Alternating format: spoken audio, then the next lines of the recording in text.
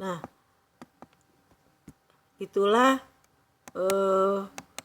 pembahasan kita mengenai organ. Sekarang kita lanjut dengan sistem organ. Nah, apa yang dimaksud dengan sistem organ? Organ-organ yang bekerja bersama-sama membentuk sistem tertentu. Nah, itu sistem organ. Contohnya ini ya. Contohnya ada sistem pencernaan. Nah, ini ya yang dicontohkan di sini adalah sistem pencernaan.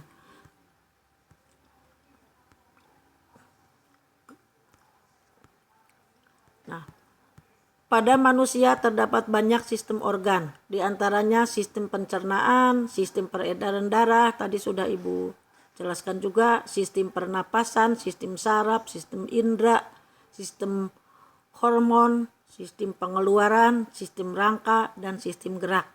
Nah, di sini contohnya sistem pencernaan. Nah, organnya apa saja? Sini ada kelenjar ludah, rongga mulut, faring, esofagus, hati, lambung. Kemudian ini ada usus besar, usus halus, ada rektum dan anus. Nah, ini beberapa organ membentuk suatu kesatuan tertentu, bekerja bersama-sama menghasilkan suatu sistem yang disebut sistem pencernaan.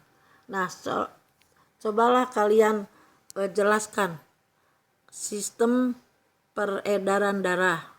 Nah, organnya apa saja? Ya, organ-organ yang berperan untuk melangsungkan beredarnya darah dalam seluruh tubuh makhluk hidup.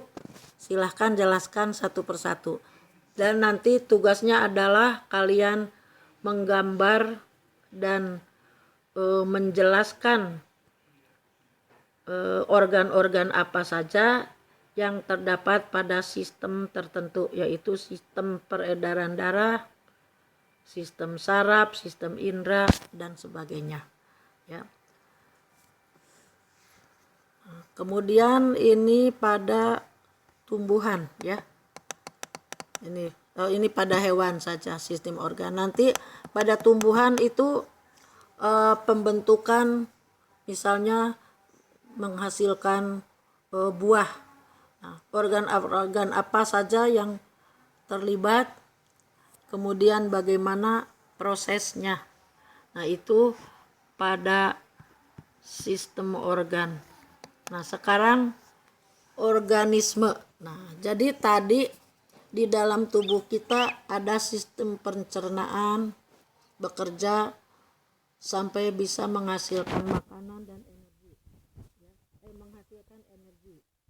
Kemudian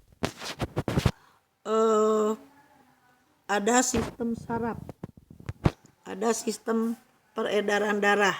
Nah, kalau di dalam tubuh manusia atau di dalam tubuh individu atau organisme, satu sistem organ tidak berjalan atau tidak berfungsi dengan baik, maka tidak akan bisa berlangsung kehidupan dari organisme tersebut.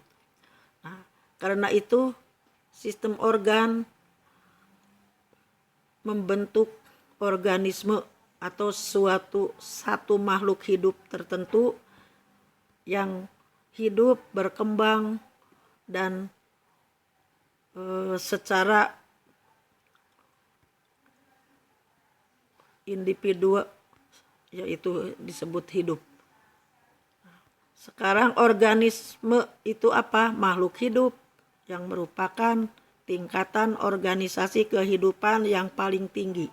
Jadi makhluk hidup itu gabungan dari beberapa sistem organ yang menjadi satu kesatuan sehingga dikatakan makhluk hidup dan tingkatannya paling tinggi. Organisme terjadi karena tubuh makhluk hidup tersusun dari berjuta-juta sel yang bekerja bersama-sama membentuk jaringan.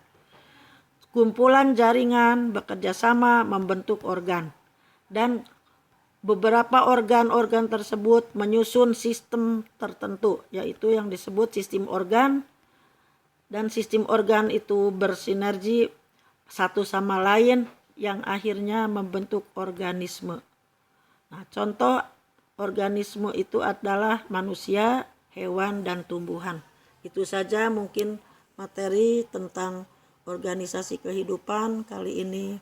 Silahkan disimak baik-baik dan tugas-tugasnya dikerjakan dengan baik. Terima kasih. Assalamualaikum warahmatullahi wabarakatuh.